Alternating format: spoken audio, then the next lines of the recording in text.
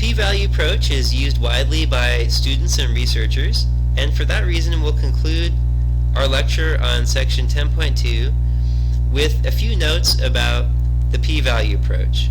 So the first thing to note is that when using the p-value approach to test a hypothesis, the following will always be true regardless of whether the test is a left-tailed test, right-tailed test, or two-tailed test.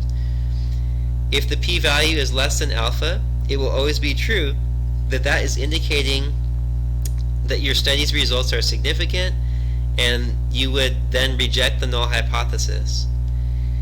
If the p-value is greater than alpha, that's always indicating that the results of your study are not significant, and you would then say that you do not reject the null hypothesis.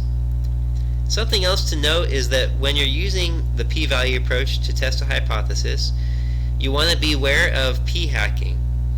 P-hacking occurs when a researcher is unsatisfied with the p-value of a study.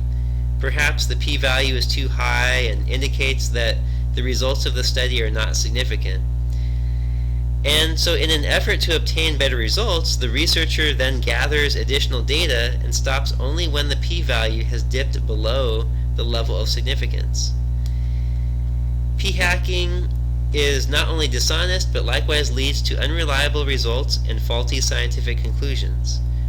For our class, for the next test and quizzes, you won't need to know details about p-hacking, but below this video I have included another video made by another author that talks about p-hacking, and if you're interested, you're welcome to view that video.